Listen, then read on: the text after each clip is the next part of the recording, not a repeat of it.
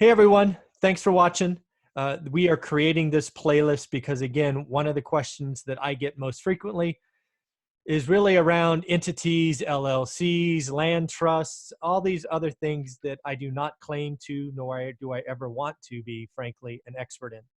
There are too many subtleties, too many questions, and I think providing advice on that is like going to someone for medical advice that doesn't have a degree. It's malpractice, so I just don't do it.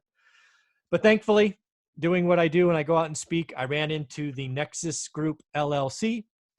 They seem to kind of put it out there. So we invited him to talk yesterday. We jumped into 3 topics. I was very happy with the outcome and the dialogue because we didn't always agree. And we posted them. So I've invited him back. We're going to attack 3 more topics.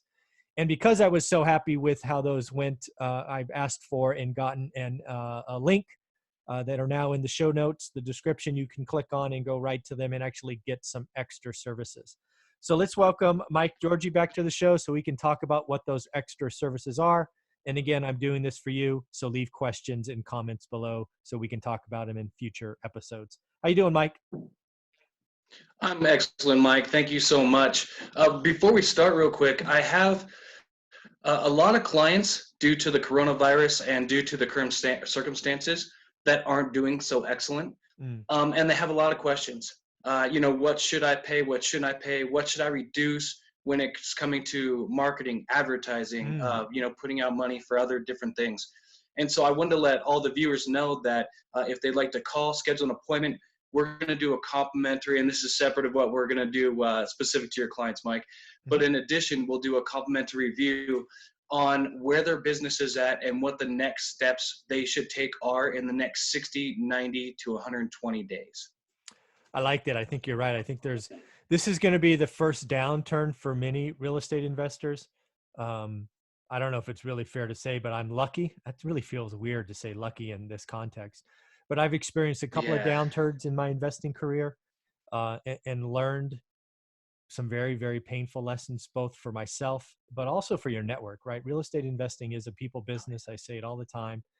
And, sometimes the lessons come from what you see others struggle through, and you got to pay attention. So take them up on that. If this is your first downturn, sounds like a free phone call. Be vulnerable, ask questions, and see what's what. So that's very nice of you. I haven't heard anybody doing that yet. So that's pretty cool of you, I got to say. Well, thank you so much. Normally that service costs around $600. Oh, wow. But we're finding right now that people just need to put the money where it's going to be best utilized. And although I think it'd be great to utilize it with us, I think that, per the economic times, that it should be placed elsewhere so that longevity is going to, take hold. That's future thinking right there, right? We are in a moment in time. And when you run a business, you sometimes need to do the right thing to get through the moment in time, thinking long-term. So I trust lots of people will call you on that. It's a free service, it sounds like, at least at this moment in time, because you're going to look to build relationships with the folks that will be around for years to come. So good on you. So you want to talk about what they get by using the link below? Because I'm actually not even aware. It'll be the first time I'm hearing it. Absolutely. When we have a lot of individuals that call us and they want to know what type of entity works for them, how they can utilize it, what phase and phasing and steps should they go ahead and set that up. And we offer a free assessment normally. But the next step up to that is getting an actual report, is getting a customized diagram, is getting the outline stages and the sequencing time in which it should be accomplished. That's normally somewhere around $300. And so we're offering that to our viewers for free right now in conjunction with the other more deep, concentrated outline for the business, the 90 to 120 day outline that I just talked about. And so I think it's a great thing. Yeah, very cool. Again, folks, there'll be a link in all these descriptions. Yes, I will go back to the first 3 videos that I've posted and was happy with and add it there. But let's get into today's topic, or at least this video. We're going to do 3 a day until I get tired of doing them. This one is talk about an LLC and land trust. And the reason I want to bring this up is it's really weird, and I'm sure it's state by state. I travel around, get invited to speak at lots of places, which is so cool. In some states, they are adamant. Land trusts are the only answer. In other states, LLCs are equally passionate about. And, in general, I stay out of that battle because I want to do what's right for me. But this show is about what is right for others. So why don't you talk about LLCs and land trusts? Absolutely. So when it comes to LLCs and land trusts, let's start with land trusts. Land trusts can be actually set up by you, and you can actually file the paperwork with your state. There are outlines that you can utilize to do those filings. A lot of people like to use land trusts for anonymity reasons, because the land trust will actually show up on title and will provide that level of security, especially if you're going to be investing in a lot of different properties. Um, Land trusts are also beneficial when it comes to financing to a certain degree, although 90% of individuals out there are going to have to personally guarantee everything and have to personally go through the steps. It helps finance more properties and makes it easier to expand that way. The only thing about land trust that really puts, a hole in the side of the ship here is that it doesn't give you any personal asset protection.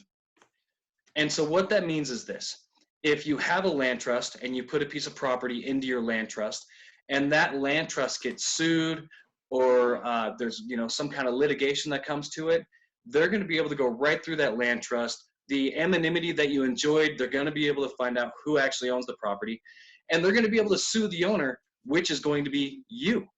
And so the problem with land trusts is that, from a very surface level type situation, and you'll hear from a lot of business gurus and or consultants that, oh, a land trust is great. Well, from a very surface level standpoint, it's not going to give you any real asset protection. It's not going to give you any real anonymity, and people can cut through like a hot knife through butter. Yeah.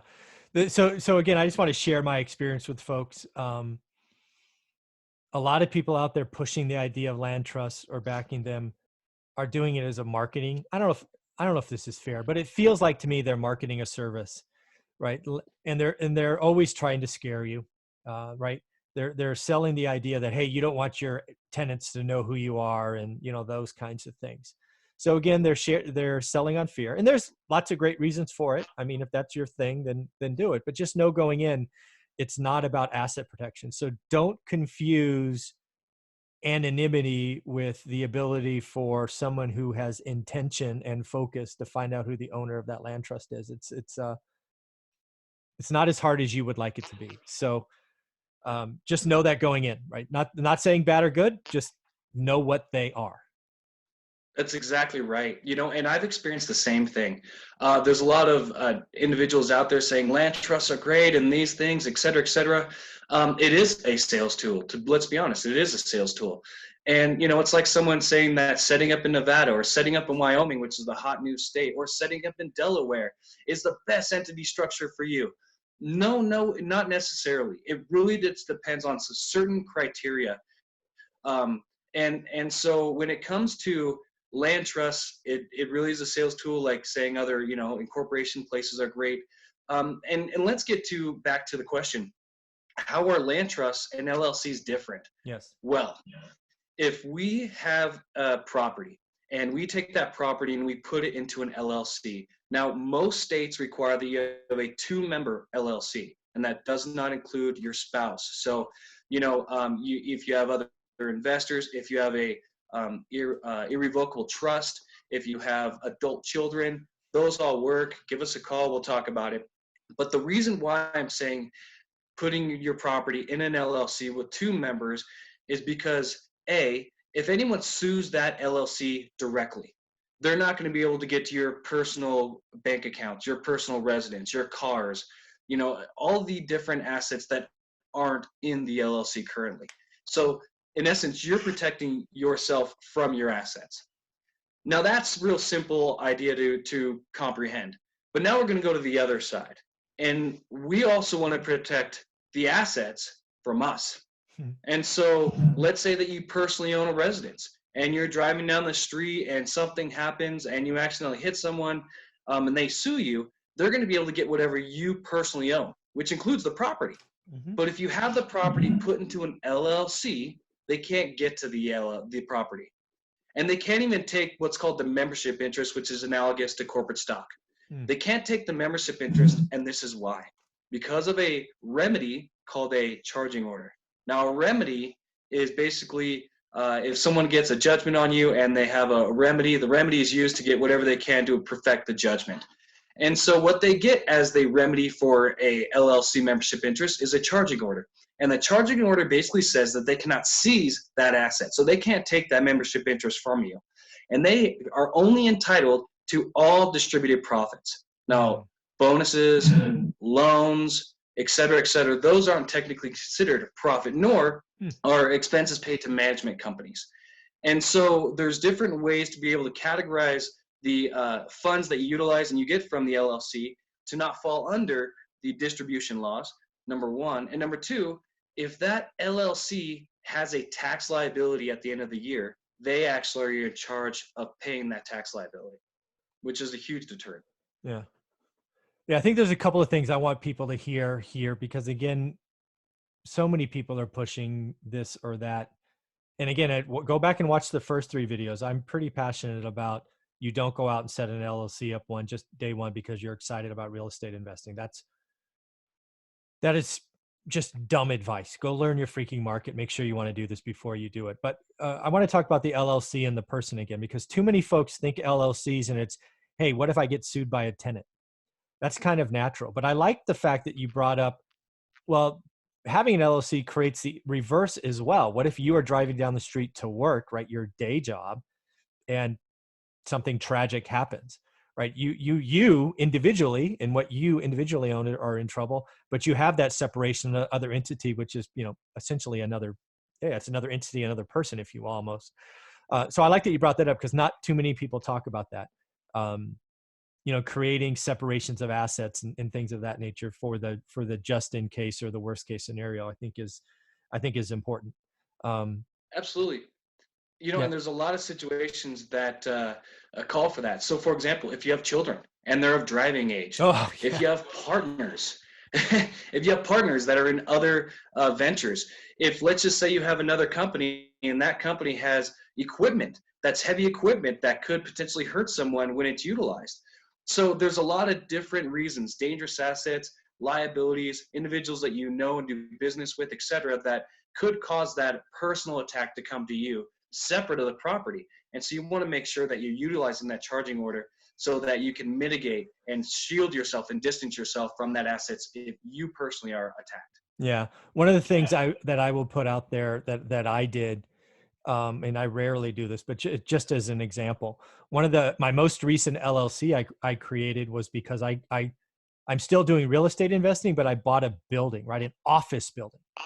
And I didn't want to have that office building and the risks of having office tenants and people coming in every day and, just being open for business, potentially risk my other assets, which were just month to month leases and, all of that. So one of the things that I did is I realized that, hey, I'm going into another business. I'm going to open up its own thing, its own area. For example, if I ever did Airbnb, I would create its own entity, because again, I treat that as a different entity and different risk variables. And I don't want risk variables crossing my assets. That's something that I deem very valuable, and probably the only advice I'll ever put out there on this topic, just because I did it. And I think it's important to understand why I did it. Does that make sense? Absolutely. Absolutely. That's great advice. Very, very cool. All right. So again, anything else you want to close on LLCs versus land trusts? Again, people will be able to ask questions below. You'll come back to these videos once a week or so, or I'll ping you to come take a look, because I expect lots of questions that I flatly don't know or don't want to answer. So anything you want to close on, Mike? Absolutely. So just to, close up, you have a land trust, you can put properties in the land trust. If it's ever sued, it's going to affect you personally. It does have an anonymity, but it's very shallow anonymity. LLCs, you have asset protection if you personally have asset protection if someone sues the entity for a property or a reason caused by the entity. And if someone sues you personally, you're going to be able to protect your assets from you. And so that's just the summary right there. And like I said, give me a call if you have any questions about any of the circumstances going on currently. Yeah, let's just bring it up. I'll wrap it up. Again, if you're a business watching this and you're struggling, you're thinking about what to do, take Mike and his team up on that free consultation. That is a gift. He is obviously looking to build bridges to the future. So take him up on it. If you like the service, you'll stay around. If you don't, you won't call him back. No hard feelings. And again, you have a link below to use if you're looking for some additional stuff. And again, I am very pleased with what now is our 4th interview, and we will shut this down and get ready for our 5th. Thanks, Mike. Appreciate it, Mike. Mhm.